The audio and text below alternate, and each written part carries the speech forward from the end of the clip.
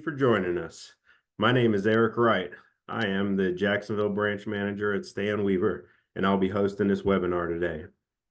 Stan Weaver and Company is a leading manufacturer's rep in the HVAC industry with 5 offices servicing most of the state of Florida in Jacksonville, Orlando, Tampa, Miami, and West Palm Beach. Stan Weaver and Company has an unwavering commitment to excellence, and we position ourselves with only premier HVAC manufacturing companies. After this meeting, in your spare time, please check out our new website at stanweaver.com. There is now a great searchable line card under the manufacturer tab on our website. When you are in search of a product for your project design, always start with stanweaver.com. This is the 8th of a 10-piece webinar series Stan Weaver will be hosting throughout this year. We appreciate everybody taking the time out of your busy mornings to educate yourselves on a great industry manufacturer product offering. A few quick housekeeping notes before we begin. This meeting will be recorded. Secondly, as previously stated, this is the 8th of 10 total webinars we will be hosting this year. If you have made it to the previous webinars and now to this event, you're another step closer to winning that iPad. Third, these presentations will be no more than 30 minutes in length, and then we will have a question and answer session for a brief period afterwards. We have muted all attendees for the length of this meeting. We will be utilizing the Q&A function within Zoom, should be located at the bottom of your screen.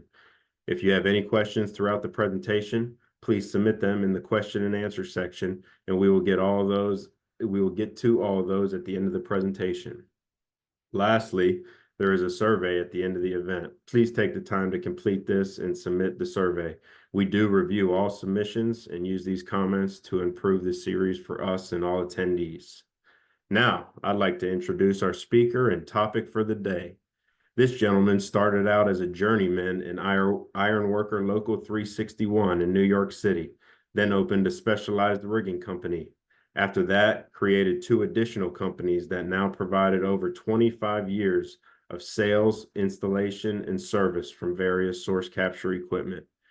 Jim Wishhusen was hired at Monoxivent in 2010 as the FRP division manager, tasked to develop product line and sales programs for the fiberglass reinforced plastic products. Currently, Jim is overseeing all of Monoxivent's operations for both FRP and source capture products. Today, we are going to discuss the FRP product lines, what it is, how it's made, and the importance of properly applying this type of product throughout many different industry applications. In next month's webinar, we will be discussing Monoxivent's source capture product line, so stay tuned. But today, all about FRP. Jim, I apologize for the long-winded introduction, but now the floor is yours, sir. Thank you, Eric, and thank you all for coming here today. We understand that time is a commodity that there never seems to be enough of, and we certainly appreciate you spending some of your time with us. That being said, let's get right to it, and we can share. And here we go. As Eric said, my name is Jim Wishhusen. Eric, very good on the pronunciation there. It's a little different than most. And we are here to talk about FRP, or fiberglass reinforced plastics, and by Monoxivent. I'm sure some of you have heard of Monoxivent. Monoxivent is part of a much bigger company called Crawford Company, located in Rock Island, Illinois. And under the Crawford umbrella in the same building, you have all of the divisions you see here, plus a few more that are in outer buildings and also in Iowa. Monoxivent has access to all of these divisions, which means we can provide anything from laser cutting to specialty weld fab to milling, you name it, we have access to it. On the source capture side of things, and again, in a month, Mike Murphy, our national sales manager, will be presenting on source capture items such as hose reels, fume arms, mini arms, and a lot more. But that is one side of Monoxivent. And like I said, the source capture facility under the Crawford umbrella is located right on the Mississippi River on the Illinois-Iowa border, okay? The FRP manufacturing facility, which is also under Monoxivent, is located in a small town called Glade Spring, Virginia. If any of you are NASCAR fans, it's right up the road from Bristol, Tennessee, Bristol Racetrack.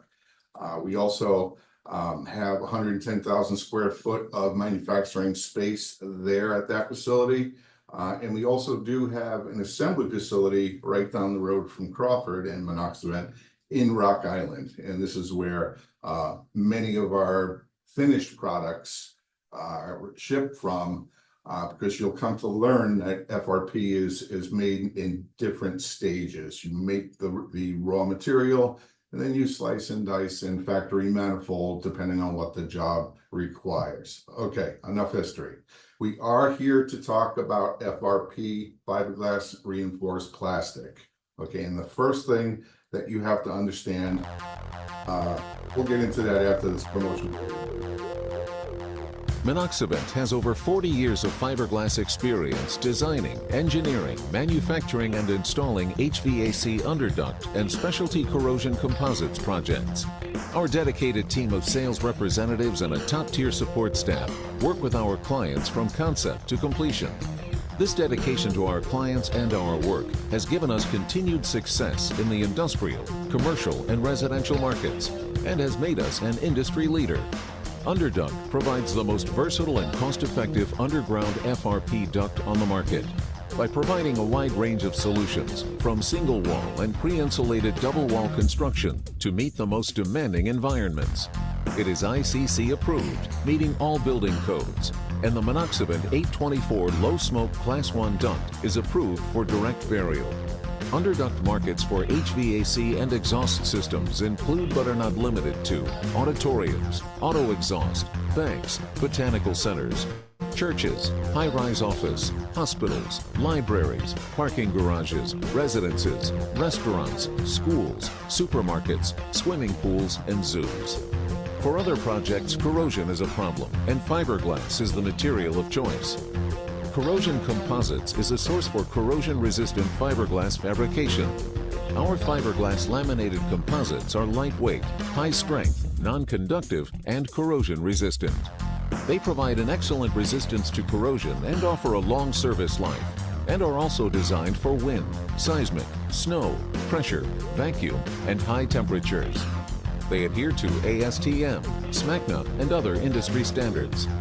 Product categories include duct, scrubbers, dampers, tank covers, weirs, platforms, stacks, flumes, manholes, stack liners, trenches, pressure vessels, tanks, hoods, troughs, baffles, ladders, and more. Monoxivent prides itself in developing and offering products that meet the demand for our customers for underduct and corrosion composites. Our designs are based on direct communication with the end user, listening to their needs and improving upon various ideas and concepts, making the purchase of Monoxivent products a smart investment. Okay, that was our promo video that is available on our website as well. So let's get into it. FRP basics. And before we go into the nitty-gritty here, we need to talk about why you are even using FRP in the first place. And the simple answer to that question is you're dealing with some sort of corrosion. Now, that corrosion could be as mild as groundwater, simple fresh water in an underground application. It could be salt water. It could be organic or chemical corrosive environments such as wastewater treatment plants, water treatment plants, chemical rooms, odor control duct, that sort of thing. Or it could be as nasty as applications in a lab where you're dealing with acids and bases, things that tear up regular duct materials such as metals or even stainless steel. There is an FRP that is designed and built to handle that.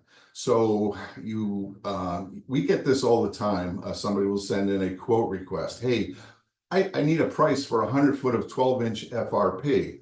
And the simple answer is it can't be answered, because what that person just asked is, when they walked into a car dealership, they said, hey, can I get a price on car? It doesn't make sense. FRP is designed and fabricated for your level of corrosion and is built to handle whatever structural needs you are dealing with, whether it be buried, whether it be above ground, whether it be a stack. It's all custom made specifically for your project. So that's why we're using FRP. So now what is FRP?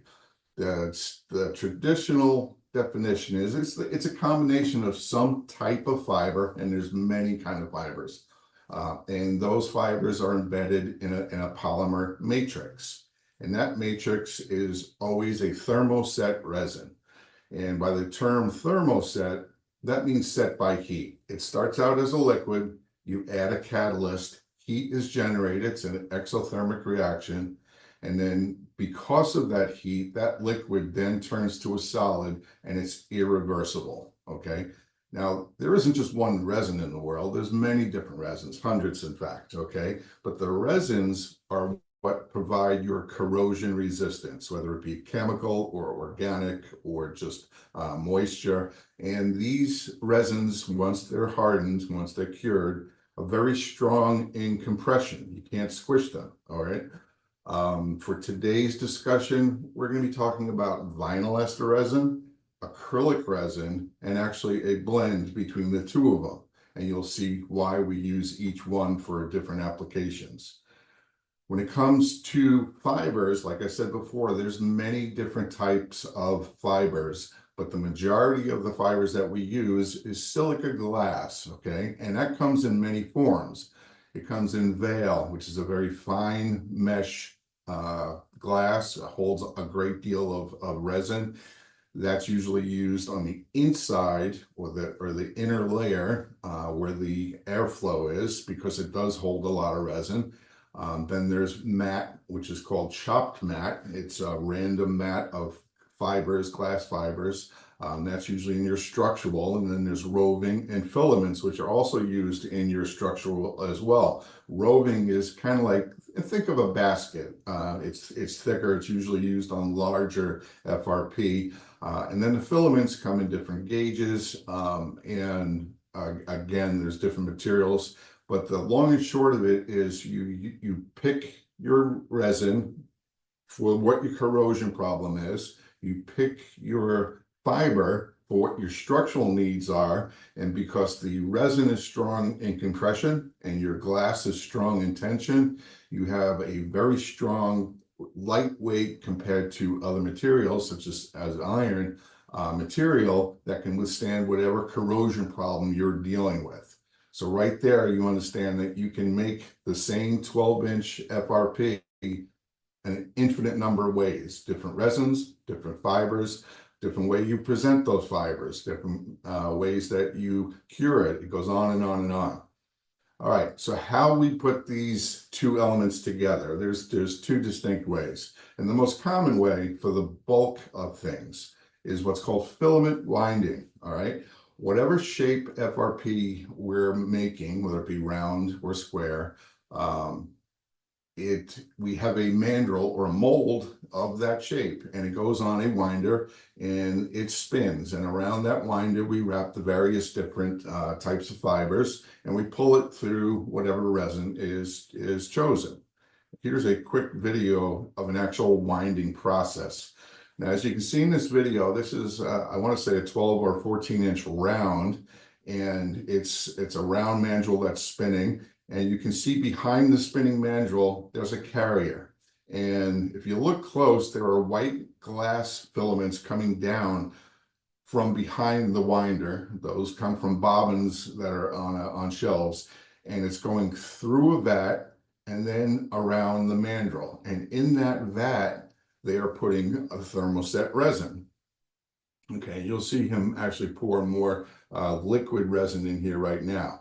Now, we're controlling the winding speed. We're controlling the carrier speed. We're controlling ultimately the finished wall thickness. We control every aspect of how that round shape is made, which means we control the hoop strength. So if you were to need a duct that's buried, oh, I don't know, 10 meters down, it requires a certain stiffness. We calculate what that stiffness is, and we calculate it into all of the elements that you see going on here so that your finished product can withstand that burial depth. All right.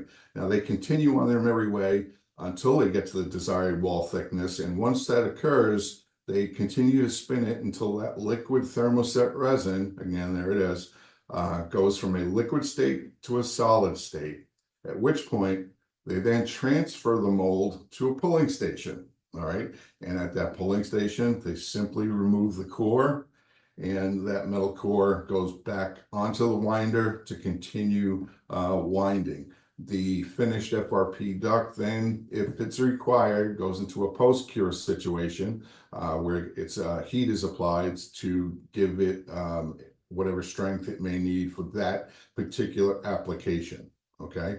Now we can do round, we can do square, we can do rectangle. The bottom line is if you can make the mold or the mandrel and you can spin it, you can do filament winding. Here you see it's the same exact process, just a different shape and obviously a different speed. Whatever this rectangle is being used for has a distinctly different set of requirements than that round duct you saw being made. And then once again, once they get to the desired wall thickness, they then go ahead and transfer the mandrel to a pulling station where they remove the core and they put it back on the winder and go their merry way. Now these rectangular molds can be made in any dimension, okay? Because we have fixed corners that are separated by cut mylar or wood. And the same thing with the sides. We can make whatever square or rectangular you need. There are not stock sizes. In fact, there aren't stock sizes on the round. We go in round from 2-inch up to 14 feet in diameter, and we can go anywhere in between. If you need a 37-inch diameter duct, that's exactly what we're going to make for you. The other way of putting things together is through what's called hand layup, where these are non-symmetrical things that can't be spun, such as flanges or taps or field joints or field modifications. Essentially, though, it's the same idea as filament winding in that you're simply combining whatever fibers you're dealing with whatever resin you're dealing with over a mold. It's just, in this case, it's done by a human. Now, as I said, we can make whatever shape is required, round from 2-inch up to 14 foot, square, rectangular, oval. As long as you can spin it, you can make the FRP. And then whatever the job needs for strength, we design that into it, and you end up with the perfect duct for your corrosive application. All right, so now that we're all experts about FRP, true story, somebody asked me about a month ago how I spelled FRP, and I just blanked and couldn't even come up with a smart answer on that. But we now look at where FRP is used. And for today's discussion, we're going to break this down into 4 different categories. And the first one is what we consider a true corrosion application. This is where you have extreme corrosion, such as odor control duct in a wastewater treatment plant, or chemical room exhaust, things that would tear up metal duct in a year or less. And here we are using some type of vinyl ester resin. And that resin is chosen for the contaminants that are in the airstream. Keep in mind that vinyl ester resins, you can only achieve a low flame rating with, you cannot achieve a low smoke rating with. Like I said, odor control duct, dampers round and square, blast gates, stacks, stack liners, more stacks, you get it. Super corrosion, vinyl ester, low flame, not low smoke. Now we get into the world of HVAC. Here, we are no longer using the vinyl ester resin. We're going to an acrylic resin, okay? And the reason we do that is because the acrylic resin has passed the ASTM E84 test for both flame and smoke. It is a class 1 duct. And we make this acrylic resin in both single wall uninsulated and double wall insulated formats. Like I said, it is about low flame and low smoke in HVAC applications, even though, for the most part, it's used in underground applications. Doesn't seem logical. You need a duct that doesn't burn underground, but that's what building code requires. Well, that's what you get with us. A couple of examples. Well, here's one is a church in Indianapolis. This is 1/3 of the overall project, where every little branch here with these verticals coming up, those were pews in a church. There were 2 more identical sections just like this. Every bit of it was double wall R6 insulated acrylic duct. Now the double wall duct, it's kind of unique how we make it. The inner wall is made by the filament winding process that you saw on one side of the factory. Meanwhile, you have the foam being made separately on the other side of the factory. Whatever the diameter is required, they're going to take that size mandrel and they're going to rotate it and shoot it with a closed cell, minimally expanding polyurethane foam. And you can see he's doing a pretty good job of being uniform here, but obviously he can't be exact. So after he gets it over the thickness he needs, they then go ahead and bring in a cutter and they cut it down to the exact thickness that's required. And once they get it all cut, they slice it off the mandrel, and then it goes to curing. Okay, once it's cured, it then goes around the inner duct that they spun already. They put it back on the winder, they spin the outside, and you end up with a perfectly insulated, perfectly separated duct with no gaps, air gaps, or inconsistencies. Now, we took the under duct product, this acrylic duct, and we went to ICC-ES. If nobody's familiar with that, that's a subsidiary of ICC. These are the folks that make all of our building codes, okay? But as a manufacturer, you can take your product to them and vet it to make sure that it complies with whatever building code your material falls under. And we did that, and we are approved for both HVAC and vehicle exhaust applications in full compliance with all the codes you see here. And that gets renewed every year. Actually, it's coming up shortly. We also took it to UL. Now, currently there is not a certification for underground non-metallic duct, doesn't exist. So their jurisdiction stops at the floor. That doesn't mean you can't do parts of different tests, and the overall mold growth and humidity test we thought was important for an HVAC duct, especially in an underground application. So we took it to UL and they tested it and it did pass. So that is important for designers to have that faith in that it's not going to grow anything. And going back to how it's made, remember I said the interior liner was Val that holds a lot of resin. That's how this duct passes that mold test, because the resin is super hard and super smooth and there's no pores or holes where the mold can get a footing and it can't grow on it. Now, the term under duct is probably one of the worst sales monikers ever, because he makes it think that it's only for underground applications, which it was originally designed for.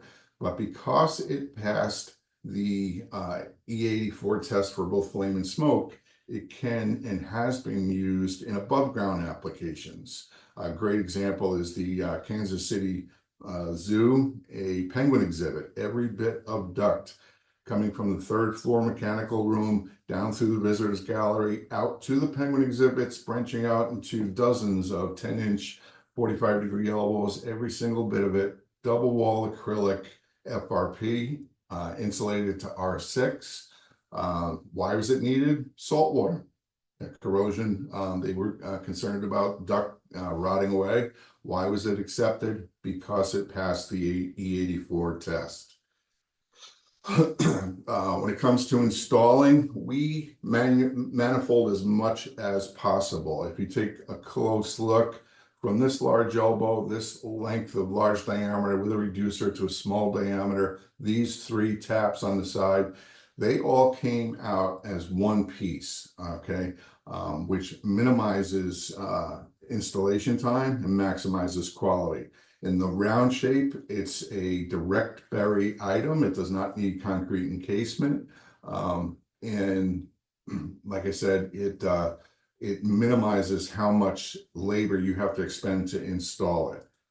Now, moving on to another basically underground application is vehicle exhaust. And this ties into our source capture division, but we've been doing this since 1951. This was an actual ad back from 1950, early 50s. And it was an underground system where they used G90 spiral steel and floor ports that had a little door and a hose hides away inside. And it all went to a fan and went to the tailpipe, worked beautifully until it didn't. So what, the standard practice was to take the G90 spiral steel, encase it in concrete, and then go ahead and pour the floor, which means in 5 years they had rotting metal inside of concrete duct. So it kind of fell out of favor. But now with the advent of FRP, it's making a resurgence, okay? We then took it to ICCES and found out that it fully complies with section 510.8 of the International Mechanical Code. That might have been bumped up to 510.9. However, it does fully comply with that section of code. It's used with both the self-storing and plug-in systems. And then when that FRP ductwork eventually comes up out of the floor, that's when you turn it into Stan Weaver's spiral steel selection, going to a Stan Weaver fan. And let's face it, you now have one-stop shopping with Monoxivent and Stan Weaver for the entire project. Now, the last category is what we consider laboratory, and it is a difficult market area, okay? The problem is you need extreme corrosion resistance. You're dealing with hydrochloric acid, sulfuric acid, nitric acid, things that would eat up a human and stainless steel duct in no time at all. But at the same time, this duct has to go through occupied spaces, so it needs to be a class 1 duct material for both flame and smoke. And we already talked about the vinyl ester resins that are typically used in high corrosion. They can only pass a low flame test, not low smoke. So that means if you want to use a vinyl ester through and through, on the outside, you need to do expensive intumescent painting or fire wrapping. It gets quite awkward. So there was a solution needed for that. And Northwestern University in Evansville, Illinois, Chicagoland, they had exactly that problem. They were taking out 5 floors of rotten stainless steel ductwork, okay? They knew that they needed a vinyl ester resin, but we all know that Chicago's got the toughest fire code in the nation, if not the world. So they came to us and said, hey, is there something that you can make for us that'll work for both fire code and also our processes? So what we developed is our hybrid lab duct. And this red interior, that is a vinyl ester resin. And then your structural and exterior layers, that's out of our acrylic. Gets you the best of both worlds. Corrosion on the interior, class 1 for flame and smoke on the exterior. Now it's been used around the world. This is a uranium enrichment facility. This ductwork is being used to vent sulfuric acid tanks, battery charging applications, fuel tank exhaust in hangars. This was in Chicago's O'Hare. There was a concern with this job that venting jet fuel vapors with plastic duct was going to develop static electricity and potential spark, potential boom. So what we did for them was, remember what I said, there's many different types of fibers. So on the interior liner, which is your vinyl ester resin, okay, we used carbon bale, which conducts electricity. And then on the outside, we did our acrylic resin and sent it out in 20-foot lengths. And at the field joint locations, it was externally bonded with a stainless steel carriage bolt coming from the inside, covered with carbon paste. Long and short of it, you ended up with 1,200 foot of 12-inch plastic duct that was electrically conductive and corrosion resistant to jet fuel. The last example is University of Minnesota. I like this case study because it does show you all the different shapes and sizes and configurations that you can do with FRP, not just higher grade, but any of our resin systems. Anything white in these pictures, that's all fiberglass reinforced plastic ductwork. You can see elbows, you can see taps, you see round, you see square and rectangular, ultimately all coming down to the fume hoods where the laboratory works are going on, all of it corrosion resistant, all of it a class 1 duct for flame and smoke. So that pretty much wraps up our presentation for today. I don't know if there's any questions at all. However, I will stop sharing. Thank you, Jim. Thank you, Jim. Yeah, I'm looking at the questions list now. Nothing yet. All the attendees, please, if you have any questions for Jim, use the Q&A function here at the bottom of the screen or top of your screen. And list them in there. We'll hang out here for a few minutes. But in the meantime, thank you, Jim. And super neat seeing how the double wall is applied. That's not something that I would say I commonly see on plans, but for the designers, that is, I bet something nice to have in the holster there. So nice showing that. And as you can see, many different applications and uses for this type of product. So myself, Clint Olson here in Jacksonville, any of the other Stan Weaver engineers are well versed in this product as well. So feel free to reach out to your local contact, Stan Weaver contact, if you have any questions or concerns on this product. Thanks, Eric. Thank you all. Have a great day. Yes, sir. No more questions. So have a good one, everybody. Thank you much.